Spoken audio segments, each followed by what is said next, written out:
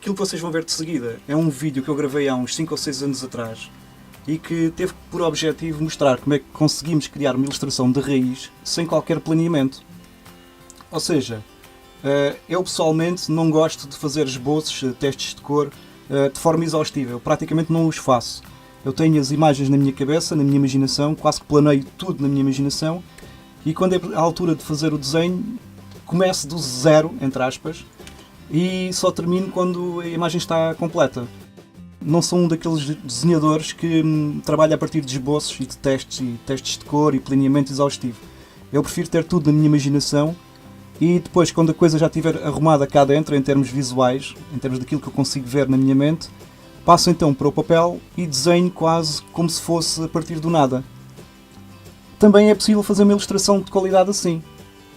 Embora a grande maioria dos artistas prefira trabalhar por precaução, se calhar planeando exaustivamente as suas imagens, eu funciono precisamente da forma contrária. Sempre funcionei, porque de outra forma eu perdia a energia criativa e nunca conseguiria chegar ao resultado final de forma tão agradável ou tão positiva como acontece quando eu faço uma ilustração de raiz sem qualquer planeamento e de forma mais orgânica possível. Este vídeo de há 6 anos atrás mostra especificamente como é que vocês também podem fazer uma ilustração desta maneira, encontrando pelo caminho aqueles encalhes e aqueles problemas que são inevitáveis, mas aprendendo também a forma como os contornar, porque grande parte destas coisas de ilustração tem a ver com o facto das pessoas desistirem quando se apercebem que o desenho que estão a fazer se calhar não é tão bom como aquilo que tinham imaginado, ou então encontram um erro que não sabem como corrigir. E este vídeo teve por objetivo mostrar precisamente como é que se corrige tudo aquilo que se encontra de negativo quando se produz uma ilustração, mesmo sem qualquer planeamento inicial. Na altura havia imensos vídeos na internet com tutoriais bem detalhados sobre todo o pré-planeamento de uma ilustração, como deve ser feito segundo as regras, pelo menos, mas eu nunca encontrei um vídeo, e muito menos em português, que me explicasse precisamente aquilo que eu tentei explicar neste vídeo agora, que é o que fazer quando encalhamos numa coisa, num pormenor, num detalhe da nossa ilustração, que nos parece tão mau e tão irrecuperável que acabamos por desistir. Não há razão para desistirem. Vocês neste vídeo irão aprender então tudo como poderão fazer para contornar cada um desses problemas, e o conteúdo deste próprio vídeo servirá quase até de introdução gigante para muitas das técnicas que eu irei depois abordar nos meus vídeos seguintes, pois muitos deles não são mais do que detalhes daquilo que eu menciono de forma superficial neste vídeo agora, que já foi gravado como disse, há 4 ou 5 ou 6 anos, mas continua atual porque, pelo que eu me percebi até hoje na internet, ainda não há vídeos que mostrem este tipo de percurso, como criar uma ilustração do nada, sem planeamento e da forma mais orgânica e espontânea possível. E para saberem mais, continuem então a acompanhar o canal e espero que este vídeo lhes seja útil pelo menos para começarem e para terem uma noção de que nem tudo está sempre perdido quando encalhamos num desenho ou numa imagem e ela não parece estar a sair de acordo com a nossa imaginação. A minha ideia agora não é mostrar-lhes como se consegue fazer uma imagem do início ao fim da forma totalmente correta, ou seja, todos os passos certinhos, como é habitual encontrarmos nas demonstrações que nós temos de descobrir na net, mas mostrar-lhes como se pode fazer uma pintura ou um desenho, encontrando todos aqueles problemas que qualquer principiante vai encontrar de certeza. Porque o problema com os tutorials que existem na net é que são todos tão perfeitos e fazem tudo tão bem que, na realidade, quando um principiante vai tentar fazer o mesmo pela primeira vez, vai encalhar inevitavelmente na maioria dos passos. E isso pode ser muito frustrante, levando as pessoas até a desistirem de tentar. Eu sei por experiência própria, porque durante anos tentei adaptar-me ao digital e encontrava sempre barreiras, mais de frustração do que outra coisa, porque tentava seguir à risca grande parte dos tutorials que descobria na net e inevitavelmente encalhava em partes que eles não explicavam como se poderia sair desses encalhos. Portanto, a ideia agora é mostrar-lhes como se pode fazer uma pintura, encontrando imensos problemas pela frente, sem qualquer ideia do que iria fazer de início, de modo a que a coisa corra mal de propósito, e tentar mostrar-lhes passo a passo como desencalhar uma pintura e como transformar aquilo que poderia ser uma pintura, um desenho, uma ilustração completamente falhada, numa ilustração bem sucedida. Antes de mais, se calhar agora começávamos por umas pequenas bases de Photoshop, nomeadamente umas pequenas palavras sobre os brushes, que são aquilo que vocês mais vão poder utilizar quando fazem uma ilustração e que são aquelas pequenas pontas que se encontra disponíveis na internet, em vários sites, onde vocês podem fazer download, ou então podem criar os vossos próprios brushes no final, ou no futuro. E do qual o Photoshop traz apenas um pequeno set. Este que estão a ver no ecrã é o meu, é uma coleção de alguns que fui encontrando pela net, outros fiz eu próprio. Este aqui que vocês vão ver é normalmente o que vem básico com o Photoshop. Qualquer um destas pontas básicas que vêm com o Photoshop dá perfeitamente para fazer uma ilustração como a minha. Eu apenas já tenho umas pontas personalizadas que eu gosto de usar, mas não há qualquer problema em usar estas básicas, porque vão conseguir exatamente o mesmo resultado. Isto não tem a ver com as pontas, não tem a ver com os efeitos especiais, não tem a ver com nada, tem a ver com o próprio artista. Portanto, se vocês souberem desenhar, conseguem fazer um desenho com qualquer uma das pontas, independentemente seja uma destas que vem básica com o Photoshop, ou seja uma que vocês criam por vocês próprios, seja uma que vão buscar à internet, tanto faz. Eu mais tarde no meu site irei disponibilizar as minhas para vocês fazerem download, mas por agora, se não tiverem nada parecido com as que eu vou usar, podem usar perfeitamente as básicas, que eu mais tarde irei criar um tutorial a demonstrar como é que se consegue desenhar tão simplesmente com as básicas como com qualquer outra. Estas são as minhas. Tenho alguns settings meus já determinados por coisas que eu gosto de fazer, mas essencialmente todas as minhas ilustrações recorrem apenas a 3, 4 pontas diferentes, não mais do que isso, com exceção de 1 ou 2 sprays ou uma coisa do género para misturar cores. Tudo o que eu faço, apesar desta coleção enorme que vocês veem no ecrã, uso apenas 4 ou 5, 3, 4, 5, não mais do que isso, porque não é preciso. Isto que vocês veem no ecrã é apenas pequenas... são extras.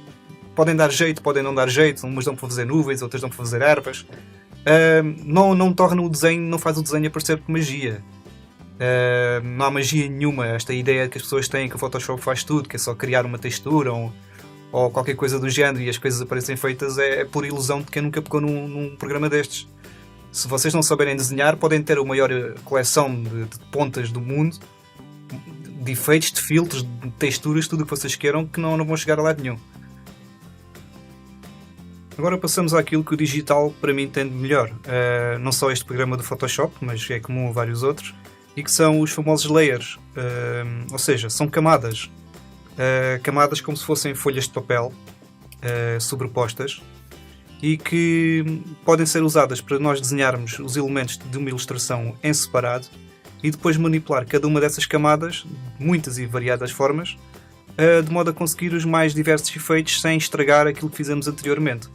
O que estão agora aqui a ver sou eu a desenhar a areia e o mar apenas numa única camada, o que não é uma boa coisa para se fazer, porque ao mexer na camada que tem esses dois elementos, inevitavelmente manipulo tanto o mar como a areia, e isso normalmente não é uma boa ideia. Portanto, o que se pretende é criar uma camada para cada um dos elementos, e é o que eu vou fazer agora, criando uma segunda camada por debaixo da camada que representa a areia para desenhar o mar. Por debaixo da camada da areia podemos manipulá-la à vontade sem afetar o que desenhamos anteriormente. Como podem ver, apagando uma ou outra não afeta o que foi desenhado. E é essa a grande vantagem do Photoshop e de grande parte do digital. Permite-nos separar um desenho em vários elementos e trabalhá-los individualmente. Agora, uma terceira camada, essencialmente para se criar pormenores. Assim podemos detalhar à vontade cada um dos elementos interiores, sem ter que pintar por cima deles ou estragá-los ou cometer um erro qualquer.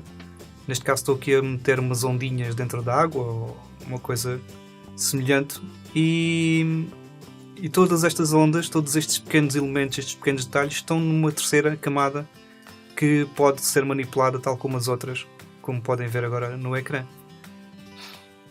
Agora falta o céu. O céu é mais outra camada, e esta camada desta vez está por detrás tanto da camada da areia como da camada do mar.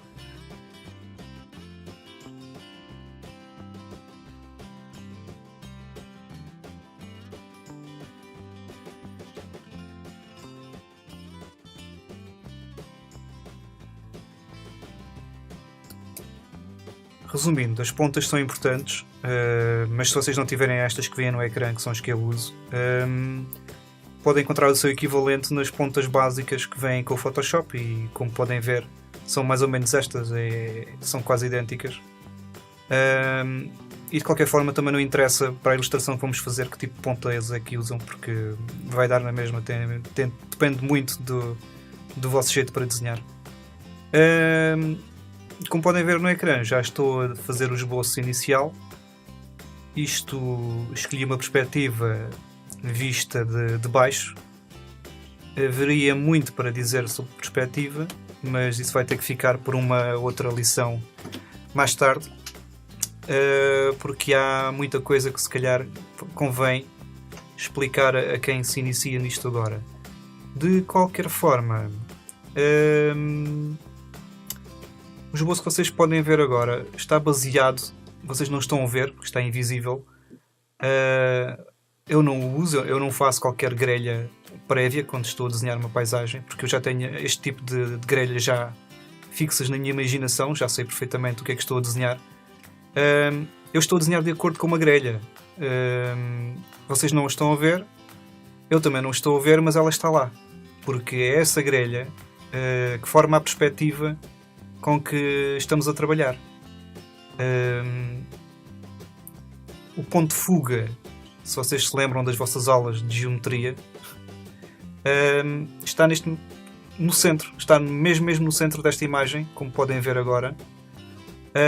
Isto é uma imagem quase em túnel, ou seja, só há essencialmente um primeiro ponto de fuga central, que é de onde todas as linhas partem, e a partir destas linhas, daquele ponto central, forma-se toda esta paisagem. Aquelas linhas vermelhas e azuis era aquilo que eu estava a ver na minha imaginação quando estava a desenhar o esboço inicialmente, mas eu não preciso de seguir à risca uma grelha previamente desenhada, porque já tenho isto na ideia, na imaginação há muito, e já funciona em piloto automático nestes casos.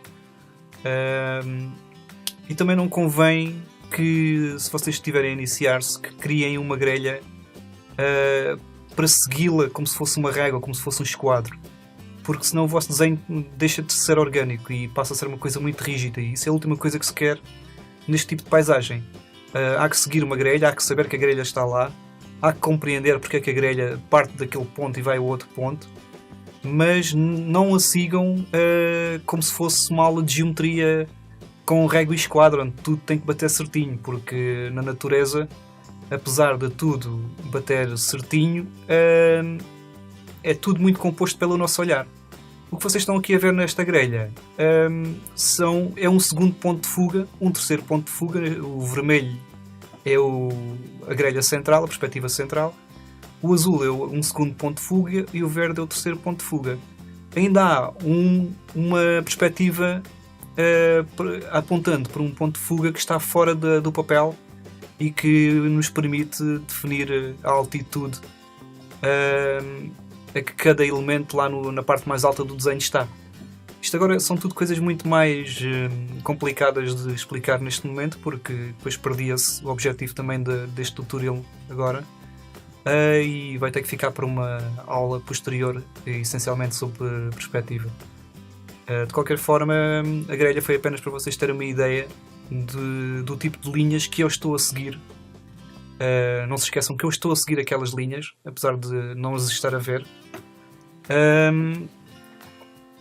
Portanto, mais tarde eu irei colocar uma aula sobre perspectiva, uma coisa mais técnica.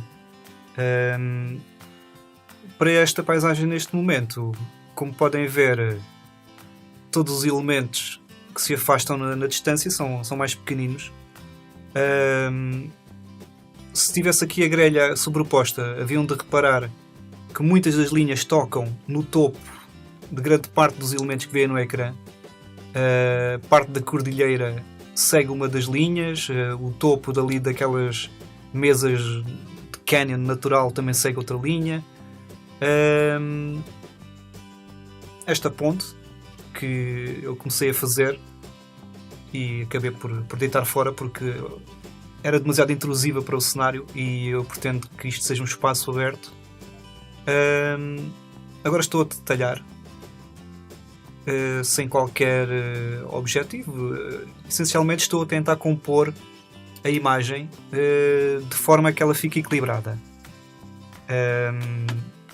e dar-lhe escala também, porque se vocês repararem agora, isto é outra das vantagens do Photoshop também. Como isto está tudo numa única camada, eu não estou a usar várias camadas para criar cada um destes elementos, estou apenas a trabalhar numa única camada. Temos a camada do papel, a parte de página em branca, que não estou a usar, e tenho outra camada invisível, onde estou a desenhar todo este esboço apenas numa única camada só. Para dar a escala ao desenho,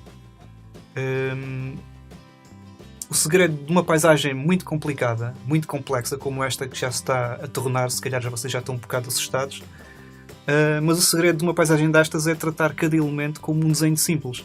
E se vocês virem, nada do que está no ecrã é difícil de desenhar. Apenas está muito simplificado, são muitos elementos e estão todos de acordo com uma grelha imaginária que eu estou ainda continuadamente a seguir. E que agora não posso demonstrar porque isto entraria por outro tipo de aula, que, como já disse, ficará para uma outra edição. Agora estou a criar uma estrada. Eu comecei este desenho sem ideias nenhumas. Isto faz parte da minha série de desenhos sobre Marte, do que tem a ver com um livro de ilustração que eu estou a criar para um projeto pessoal. E achei que isto seria uma boa altura para lhes mostrar o resultado. Estão agora aqui a ver essencialmente a grelha final que resultou de toda a composição que já fiz até agora. Isto parece muito assustador, mas se vocês prestarem bem atenção, se calhar irão perceber como é que ela funciona. Tem a grelha vermelha que define essencialmente a paisagem, o campo de profundidade. Tem a grelha azul que define o que é que se está quando se olha para baixo e o que está quando se olha para cima. E a grelha verde que suporta todo o resto da paisagem. Agora, neste momento, estava a tentar encontrar pormenores para colocar no cenário. Há que compor o cenário, torná-lo interessante. Especialmente num caso como este, em que são só rochas. A ideia aqui era criar talvez uma espécie de um comboio descarrilado ou algo assim. Passamos agora às sombras, os chamados values, o jogo de luz e sombra, que vai definir aquilo que será depois a base para o vosso desenho em termos de iluminação. E é a coisa mais importante que vocês podem fazer. O esboço é importante, mas os values, as sombras, a luz, a definição de brilho, saber de onde é que vem a luz, saber onde é que fica a sombra, é aquilo que vai criar uma terceira dimensão no vosso desenho e é aquilo que vai criar o volume, vai separar os elementos e ajuda a tornar um cenário muito complexo numa coisa que é agradável para quem está a ver a paisagem. E um desenho pode ser muito simples, muito bem desenhado, mas se tiver os values corretamente aplicados, já é meio caminho andado, porque quando vocês aplicam a cor, já está tudo o que é sombras e luzes e zonas cinzentas e zonas em meia luz definidas. Vocês não têm que se preocupar em pegar numa cor, escolher cor a cor e tentar reproduzir o efeito de sombra com uma cor específica. Tendo a base cinzenta dos values, das sombras já definidas de início, como eu estou agora aqui a fazer, mais tarde vocês vão perceber o que eu quero dizer quando aplicar a cor. Se tiverem um desenho muito bem desenhado, mas os values estiverem mal aplicados, então o vosso desenho poderá fracassar redondamente logo desde o início, e nesse caso aí será muito difícil recuperá-lo. Por isso, esta fase dos values é a coisa mais importante que existe quando vocês estão a passar da fase do esboço para a pintura. Porque se não fizerem os values, a pintura vai ser muito difícil. Porque, especialmente num caso como este, em que a paisagem está cheia de detalhes, pintar e decidir na hora, cor a cor, qual o brilho, qual a sombra, qual a tonalidade, quando estiver a aplicar a cor, seria um pesadelo e iria fracassar ou fazer com que a pintura levasse muito mais tempo a ser executada. Assim, acertando logo a partir dos values, será muito mais fácil aplicar a cor e é meio caminho andado. Se os values estiverem mal aplicados, o desenho poderá fracassar redondamente e não haverá maneira de o recuperar. Isto é tudo um bocado complicado ao mesmo tempo, porque na realidade é muito simples. Eu agora continuo aqui a tentar definir ainda o claro escuro, porque neste momento a paisagem está a ganhar ambiente, mas ainda está tudo tendo por base um tom muito claro. Convém definir mais algum contraste. O truque é, quanto mais perto, mais contraste tem, quanto mais longe, mais difuso está a atmosfera. É como se fosse uma nuvem, uma pequena névoa à distância que torna as coisas mais difusas cada vez que estão cada vez mais longe. Um bom sítio, agora mudando um pouco em off-topic, para aprenderem a pintar a preto e branco neste sentido, um sítio onde é que aprendem imenso é ver cinema daquele antigo, daquele a preto e branco que toda a gente odeia. E se vocês quiserem um filme onde poderão aprender imenso sobre luz, sombra, cor, composição, eu recomendo vivamente que espreitem o antigo Casablanca, porque em termos de luz e de sombra e de exemplo de como é que se pode pegar uma composição de uma imagem e fazê-la funcionar apenas pelo preto e branco, Casablanca é o filme ideal. Até hoje acho que nunca encontrei nenhum filme daquela época que funcionasse tão bem como uma aula de ilustração para quem quer aprender a pintar ou a definir os values neste caso. Claro que o Casablanca é apenas um exemplo, haverá muito mais outros filmes do expressionismo alemão, mas isso já entra por outros caminhos. Recomendo vivamente o Casablanca. O filme é divertido e aprende-se imenso. É um daqueles filmes que dá para fazer pausa só para apreciar a forma como a iluminação está feita e a tentar perceber como é que se aplica aquilo que está num fotograma daquele filme àquilo que se precisa fazer neste preciso momento para fazer com que esta paisagem funcione. E como podem ver, isto está a compor-se. Já há mais elementos bem mais nítidos, já há uma maior variação entre o claro e escuro e uma tonalidade cinzenta já mantém algumas das distâncias e separa alguns dos elementos. Eu agora aqui estava a tentar criar mais um elemento em primeiro plano, porque, como eu disse, eu não planeei esta imagem, isto foi saindo, e neste momento eu já estava a entrar na minha fase de pânico, mesmo nesta fase. Ou seja, a imagem está gira, os values estão corretamente aplicados, pelo menos na sua maioria, mas a composição falta-lhe aqui qualquer coisa, ou faltava-lhe qualquer coisa. E eu neste momento aqui estava a tentar arranjar mais qualquer coisa em primeiro plano que pudesse fazer a paisagem resultar de forma mais divertida e mais variada para os olhos do observador. Porque há que criar pontos de interesse, tanto no primeiro plano, como no plano médio, como no plano de fundo, porque há que saber guiar os olhos de quem está a ver a ilustração da direita para a esquerda ou da esquerda para a direita, e ela tem que estar sempre equilibrada. Nós podemos fazer muito através da iluminação ou através do próprio desenho para guiar os olhos de quem está a olhar para a ilustração até onde nós queremos que a pessoa foque a sua atenção. E neste caso, o que está a falhar nesta imagem é que tem demasiados sítios onde é que uma pessoa poderá focar a atenção, não tem um tema específico.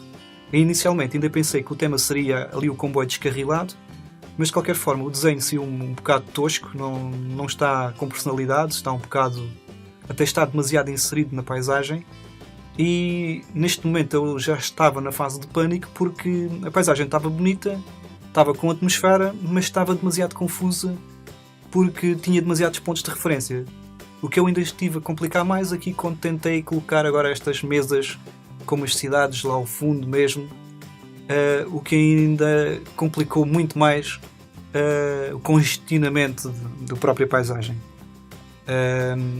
Até porque a profundidade deste desenho é demasiado enorme e a coisa não estava a resultar. Aqui acabei por tentar criar também mais uma espécie de outro rover marciano, tipo Spirit e Opportunity, que está agora em Marte, porque precisava de um personagem para compor o desenho. Só que a coisa não estava a correr bem, então comecei a aplicar mais uns values mais pesados para tentar fazer com que o desenho resultasse mais interessante, mas a coisa não estava a resultar. E isto é aquele tipo de erro que qualquer um de vocês, ao estarem a começar a trabalhar neste tipo de ilustração, vão encontrar pela frente. Especialmente se tentarem fazer uma paisagem tão complicada como esta. Foi por isso que eu quis fazer este tutorial utilizando um desenho realmente complicado de produzir. Especialmente para quem está a principiar-se. Quem se está a iniciar. Porque se eu, que já estou habituado a fazer isto, encalhei numa coisa como esta, imagina alguém que esteja a tentar fazer algo semelhante. Mas através disto que eu estou aqui a fazer e de todos estes erros que eu estou a cometer,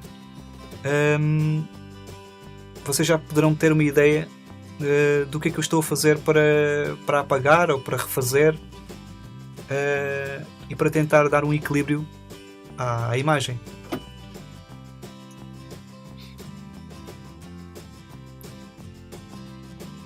Isto agora sou eu tentar experimentar uns raios de luz, a ver se a composição melhorava, mas nada parecia fazer funcionar esta imagem, que apesar de estar bem detalhada, não tinha nenhum ponto de interesse particularmente interessante, talvez para além das pirâmides centrais, que já estavam a começar a ficar perdidas no meio de tanta confusão.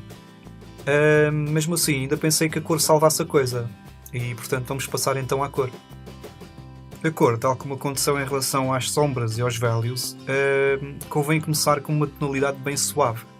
Neste caso aqui, como estamos a falar de um canyon marciano, talvez com rochas vermelhas ou algo assim do género, a ideia é primeiro dar o chamado wash, que não é mais do que uma camada base, independentemente daquilo que se pinta, não importa, não se preocupem em pintar detalhes, porque um dos principais erros dos principiantes é tentarem aplicar a cor detalhe a detalhe. Não entrem por aí, porque vão perder muitas horas, vão isolar os elementos e depois não sabem como é que usam de eliminar um a um. E não se eliminam os elementos um a um, eliminam-se de forma global, através de uma cor base, tal como na natureza. Por exemplo, vocês veem um dia em que há um pôr do sol em que está tudo vermelho. Está tudo vermelho. Não é cada elemento, cada árvore, cada banco, cada bocadinho da paisagem ter sido pintado elemento a elemento. Ou seja, houve uma camada de luz vermelha que veio do sol, talvez refletido nas nuvens, que banhou toda a paisagem com essa tonalidade. E é isso que nós vamos fazer agora para criar a cor base da nossa paisagem. Uma coisa muito importante na pintura é o estado da vossa layer. O que é que isto quer dizer? Normalmente a layer está no normal, e quando a layer está no normal, toda a tinta que vocês aplicarem nessa mesma layer, mesmo que tenha outras layers por debaixo, não vai funcionar muito bem, vai funcionar quase como se fosse um guache em cima de uma coisa que já está por baixo dessa pintura. E isso não é isso que se pretende. Nós pretendemos aplicar a cor de uma forma em que nós consigamos ver o que está por debaixo. E para isso há que mudar o estado normal dessa layer para o estado multiply, por exemplo. Que é um estado que aplica uma certa transparência à cor que vocês estão a usar e cria uma ilusão de ótica de que a estarão a usar por debaixo dos values ou do esboço que já fizeram, e ajuda imenso a pintar a paisagem de uma forma que depois podem alterar no futuro. Porque o truque aqui é criar a ilusão de luz, não é... Ninguém espera que vocês, ou que um ilustrador, seja um Rembrandt, ou um Monet, ou um pintor clássico que tem por obrigação, ou pretendia, detalhar ao pormenor exato toda a luz que pretendia reproduzir. Isto aqui, o que interessa é criar a sensação de forma correta, mesmo partindo de princípios que à partida não serão exatos, mas interessa criar a sensação de que o ambiente está iluminado por uma fonte de luz. Às vezes essa fonte de luz pode banhar de forma diferente alguns elementos, mas é tudo uma questão de ilusão de ótica. Se vocês não complicarem muito a forma como iluminam, a vossa paisagem poderá ficar descomplicada. E a luz, tal como eu estou a aplicá-la agora, pode salvar uma paisagem, apesar de neste momento a coisa ainda parecer muito, muito, muito complicada. Até porque eu nesta altura ainda não fazia a mínima ideia de como iria eliminar esta cena, e tudo o que eu estou aqui a fazer, apesar de ser, tento ter por base uma zona de luz que eu sei qual é que estou a utilizar. Como podem ver, a parte central deixei a branco, é como se fosse a zona por onde entra a luz, e tudo o que está em redor está banhado pelo reflexo que essa luz está a emitir. Mas isso não quer dizer que a paisagem esteja a funcionar. Apenas as várias tonalidades já estão a definir mais ou menos cada forma de cada rocha, embora em alguns sítios ainda complique mais e parece que vai tornar tudo bem mais difícil de continuar a pintar, como aconteceu. Mas eu nesta fase estava mesmo a tentar ainda encontrar a iluminação correta para esta paisagem. O que vocês veem aqui a aplicar é um bom exemplo do meu pânico, porque isto não está propriamente muito profissional. Ainda estava a tentar descobrir. O problema aqui é que esta paisagem tem tantos detalhes que eu estou a pintá-la de uma forma que à partida não seria a indicada para a fazer resultar. Ou seja, como eu deixei os contornos bem visíveis ainda, isto ainda está com aquele ambiente de banda desenhada, e o objetivo é livrar-nos dos contornos, tornar este desenho, aquilo que era um desenho inicial a lápis, numa pintura sem precisarmos de contornos para nada. E neste momento eu ainda estava a usar os contornos como um guia, e isso faz com que o desenho entre naquela fase de pânico, ou seja, há sempre uma altura em que parece que um desenho não vai resultar, especialmente nesta fase aqui da primeira aplicação da cor. E neste caso aqui é isso que está mesmo a acontecer. Eu estava a tentar salvar o desenho e estava a tentar aplicar as cores de forma a que tentasse criar um contraste quase equivalente àquilo que fizemos com os values. Como podem ver, os values que foram usados inicialmente já ajudaram aqui a definir as sombras da maior parte do cenário, sem nós precisarmos de fazer muito detalhe, ou sem precisarmos de que o ilustrador se preocupasse muito com ir elemento a elemento aplicar a cor nesses sítios. Portanto, aqui essencialmente sou eu em pânico ainda. Esta parte aqui do vale, eu inicialmente pensei que queria criar uma parte da paisagem bastante mais vasta, por isso deixei aquele valezinho lá em baixo, que nesta altura já percebi que não estava a resultar. A escala desta paisagem é demasiado enorme, e inclusivamente aquilo que deveria ser uma parte mais difusa, criada pela própria atmosfera, agora ainda mantinha tudo muito nítido. Não estava apenas a aplicar uma cor base. A pirâmide aqui é o que me poderia salvar o desenho nesta altura. Normalmente, quando um desenho entra na fase de pânico e nós não sabemos o que é que vamos fazer para o salvar, convém abstrair-nos de tudo o que está mal na imagem e focar-nos num ou dois pormenores que nós achemos que poderão ser o centro das atenções. E nada chama melhor as atenções do que uma boa textura numa paisagem. Isto é um assunto polémico para algumas pessoas, porque é aquela fase de um desenho em que muita gente diz: então mas agora vais usar texturas, isso já não é pintar a sério. Bom, eu durante anos também pensava assim. E durante anos andei a tentar reproduzir digitalmente aquilo que toda a gente faz usando texturas. Tudo o que vocês veem naquelas paisagens espetaculares digitais que inundam filmes como O Senhor dos Anéis, O Hobbit e tudo o que é cinema de fantasia, não são desenhos. São desenhos, têm por base pinturas como a que eu estou agora aqui a fazer, mas também têm por base uma textura, ou várias, que são aplicadas essencialmente para quê? Para criar a primeira atmosfera. Quer isto dizer o quê? Depois de aplicarmos a cor como eu fiz, a maneira mais perfeita de encontrar um tipo de iluminação ou um tipo de cor adicional, em vez de perdermos horas a fio a tentar criar uma textura, é pegar numa fotografia tal como eu estou agora aqui a fazer. Não interessa o quê, vocês podem pegar numa fotografia de um comboio e meter em cima desta paisagem, pode ser um carro, pode ser uma mulher, pode ser o que vocês quiserem, não interessa, porque a fotografia só vai apenas definir a textura e a textura vai definir a cor. Como vocês estão agora aqui a ver, esta textura já me deu imensa vida àquilo que eu inicialmente parecia um desenho morto e enterrado. Se eu tentasse recuperar aquele desenho à mão, entre aspas, de forma tradicionalmente que se entende por aquilo que é um desenho, ou seja, com um pincel e ir tentando reproduzir o que vocês veem agora aqui no desenho, elemento a elemento, eu podia ficar aqui 50, 60 horas a tentar criar este efeito que vocês veem agora no ecrã. E isso, como alguns amigos meus ilustradores me disseram há um par de meses atrás, seria completamente inviável em termos comerciais.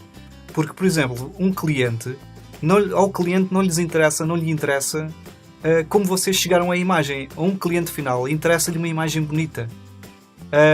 E já não estamos na época em que nós não somos pintores clássicos que dependemos de mecenas que nos permitem ficar 6 meses a pintar um quadro.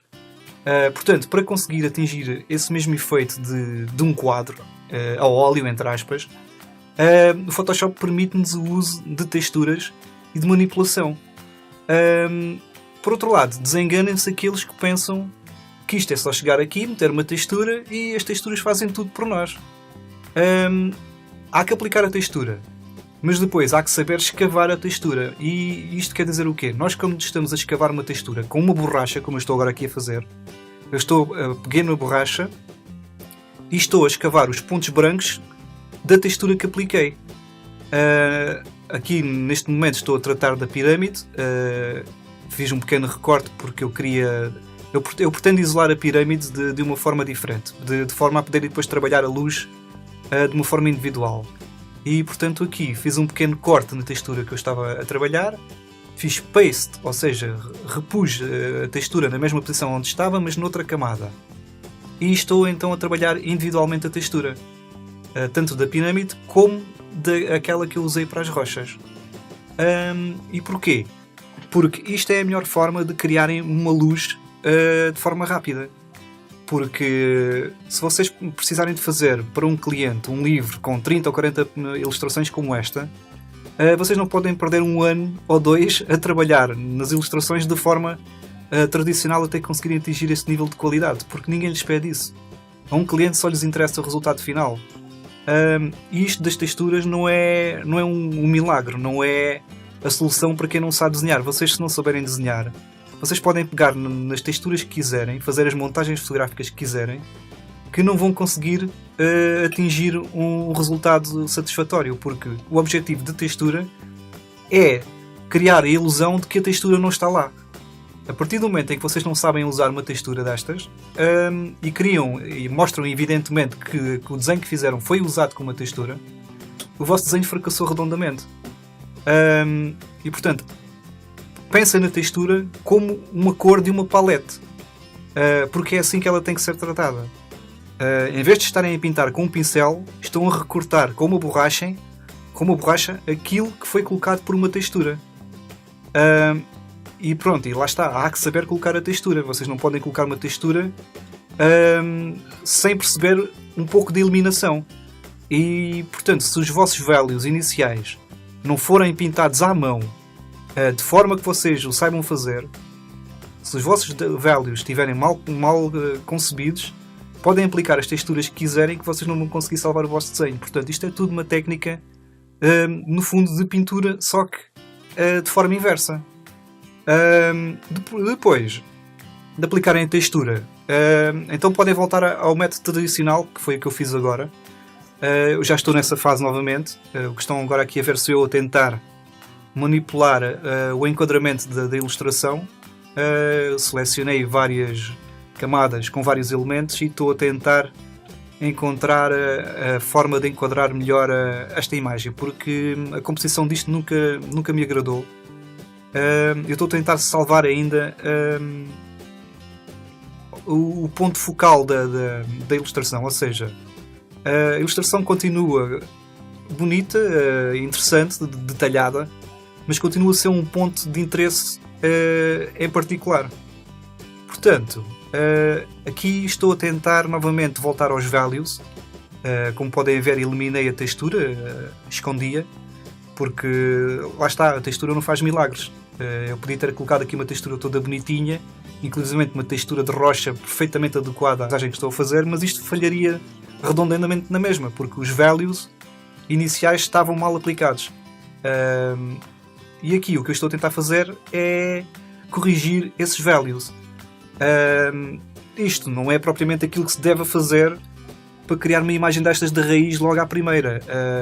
Como se lembram, o meu objetivo com este tutorial é mostrar o tipo de erros que um principiante irá inevitavelmente fazer e tentar mostrar-lhes as várias maneiras e as várias tentativas e os vários passos que eu utilizei para tentar safar-me dos próprios erros que cometi. Como podem ver agora aqui, eu estou a tentar plano. Isto porquê? Porque o desenho está muito bonito, sim senhor, mas está praticamente todo baseado num plano, no mesmo plano em que a pirâmide se encontra. Não há nada de interesse no primeiro plano. Aqui o plano do meio está o robozinho de um lado, tem aquele comboio um bocado de farsolas do outro, aquelas rochas vermelhas que até ficam bem, mas ainda não estão propriamente definidas, nem sei bem para que é que serviriam nesta altura. E o que eu estava aqui a tentar fazer agora era, com base, lá está, na iluminação que foi gerada e definida pela textura que eu utilizei com base na fotografia, tentar encontrar o tipo de cor adequada para iluminar este primeiro plano, de modo a incluir alguns objetos que fossem interessantes para o olho do leitor, da pessoa que está a contemplar a ilustração.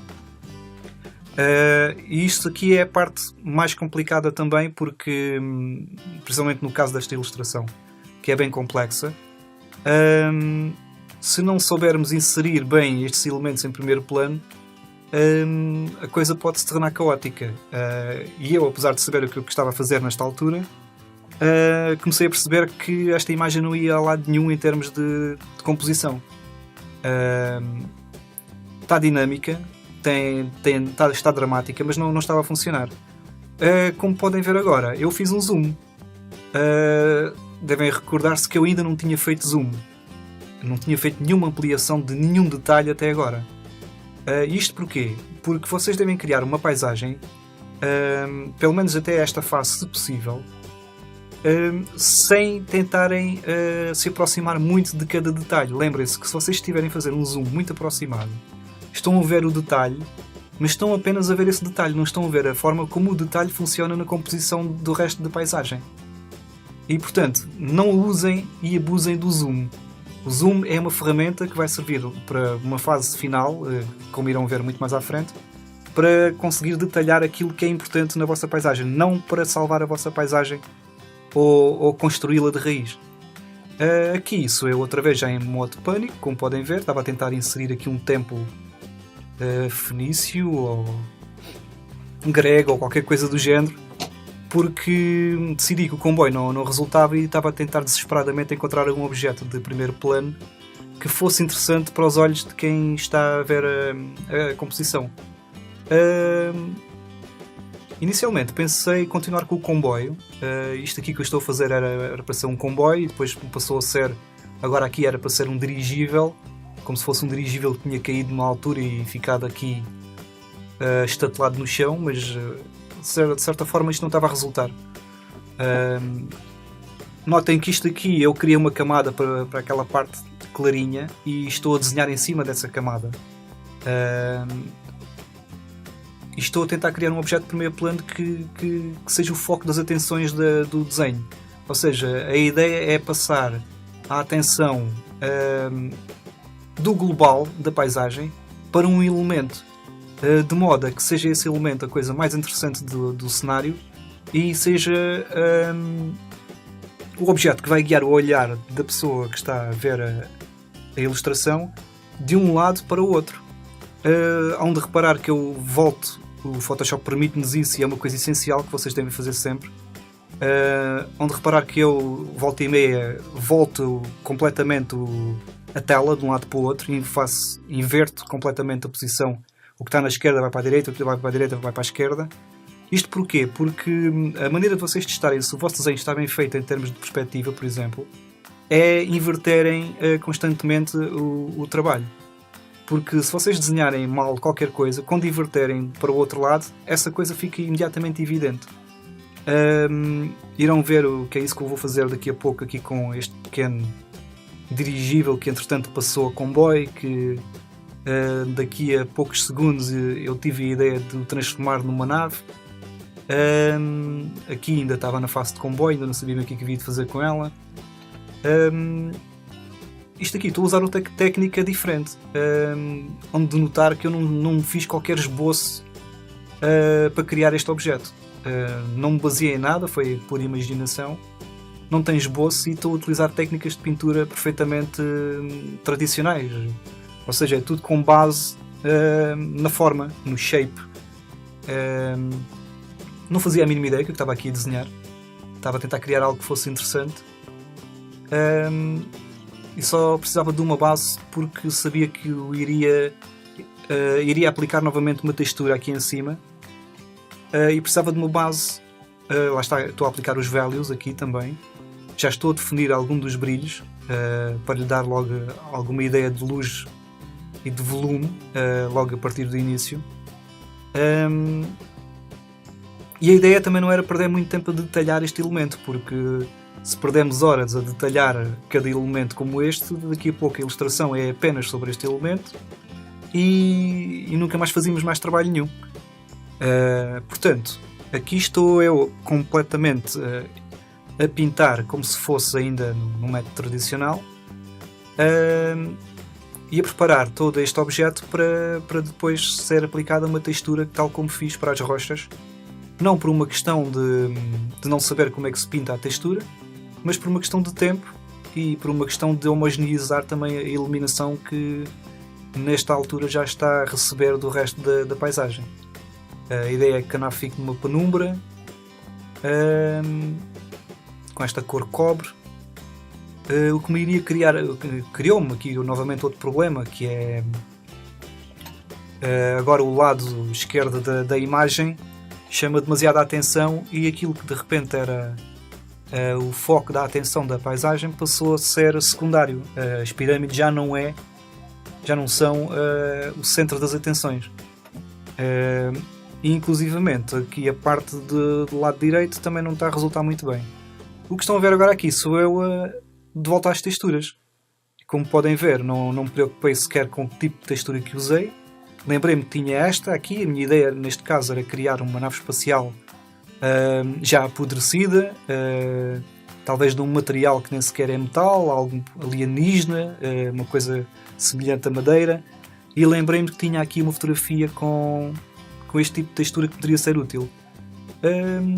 Este é dos raros momentos em que eu acerto logo à primeira, e por acaso gostei bastante da forma como a nave ficou a ser texturizada. Vocês aqui não têm bem a noção, porque a resolução deste vídeo é mais pequenina do que com aquela que eu trabalho, mas vão perceber agora, a pouco e pouco, que a textura vai ganhar vida e vai dar a imensa personalidade à nave, fazendo aparecer, lá está, que vocês, se eu não lhes dissesse, vocês nem tinham reparado que eu tinha usado uma textura para criar esta forma.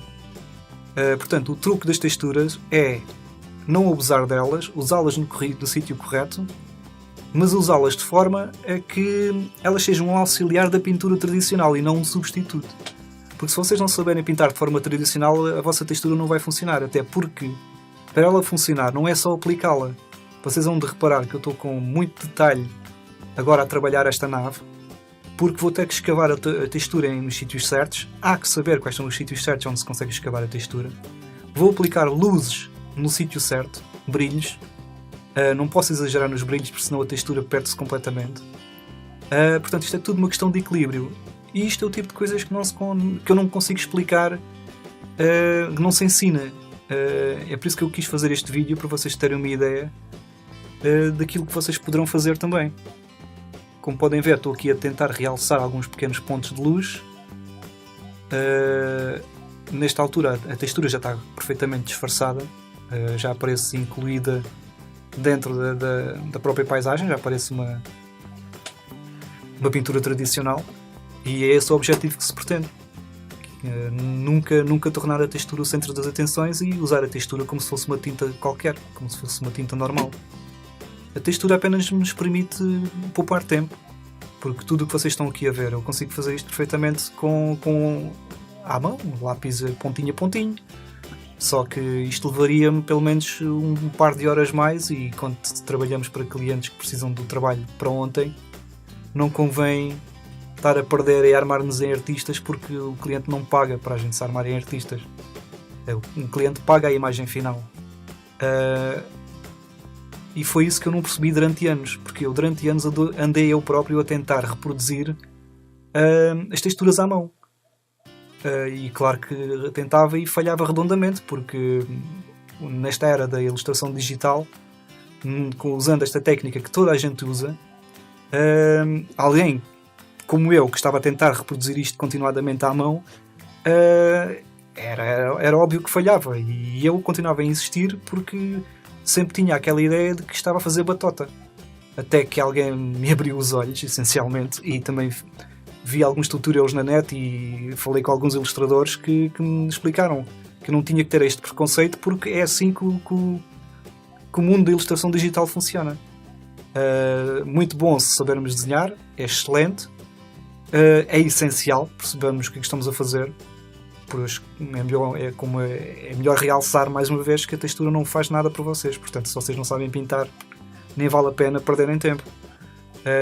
Portanto, pratiquem ao máximo todas as técnicas tradicionais que conseguirem encontrar, conseguirem aprender, mas depois não tenham preconceitos em usar a textura para criar o tipo de efeitos que lhes irá facilitar imenso as pinturas mais complexas e irá tornar as vossas paisagens uma coisa muito mais orgânica e muito mais cinematográfica, como convém. Aqui estou a usar mais outra textura novamente para o interior da nave, porque a minha ideia aqui era mesmo criar aquele tipo de estrutura interna que se pode ver através da brecha da nave que se despenhou. Isto é um bom exemplo de um tipo de pormenor que, se fosse feito à mão, à pata, tradicionalmente, seria um pesadelo. Ou seja, eu poderia ter passado aqui pelo menos uma boa hora e meia só para pintar este efeito, com zoom para trás, zoom para a frente, zoom para um lado, zoom para o outro, e o cliente nem se perceberia de que eu tinha tido todo aquele trabalho. E grande parte das vezes resultam bastante melhor do que se vocês estivessem a fazer uma textura à mão, porque teriam que estar a pensar na textura como um desenho único, e seria quase o mesmo que estar a desenhar um desenho de raiz só para fazer a textura que precisam. Lá está, aqui isto é um bom exemplo da forma como se mistura uma textura com a pintura tradicional. Aqui estou eu a tentar criar alguns destroços na nave. E é um bom exemplo daquilo que eu estava a dizer. Se vocês não sabem pintar tradicionalmente, vocês não conseguem reproduzir isto que eu estou a fazer. Porque nenhum destes traços que eu estou aqui a pintar é desenhado ao calhas. Eu estou a desenhar estes traços por uma razão. Estão apontados na direção que estão apontados por uma razão. Agora estou a aplicar um pequeno glaze noutra camada. Este glaze é para quê? Esta parte do ecrã estava a ficar muito escura. Eu estou a tentar dar alguma luz de forma que não chame demasiada atenção também, porque o que importa nesta imagem não é a luz aqui nesta zona. Mas precisava de destacar a imagem, precisava de destacar a nave, porque, como podem ver, o tom é demasiado comum ao objeto. E agora fiz este zoom, estou a focar-me principalmente em refinar alguns dos pormenores, porque nesta altura esta nave já se tornou o centro das atenções e a principal coisa do desenho. Como já devem ter notado, o desenho ganhou mais vida do que tinha anteriormente. Não pelas texturas, mas pela inserção do objeto em primeiro plano, que de repente se tornou a coisa mais interessante da paisagem. E o que definiu o ambiente da paisagem é esta nave que está despenhada. Do lado esquerdo, então, temos um elemento que quase que abarca metade da imagem, apesar de ainda conter elementos da paisagem. E à medida que o olhar passa para o lado direito, o observador vai abrindo, vai sentindo que o mundo se abre perante os seus olhos. E é isso que esta imagem precisava. Precisava de um ponto focal que fosse inicial, de forma cinematográfica, quase como se fosse o travelling de uma câmara. Quando a pessoa olha de um lado para o outro, vai descobrindo, o seu cérebro vai descobrindo o mundo pouco a pouco. Portanto, este objeto em primeiro plano é muito importante para a composição desta imagem.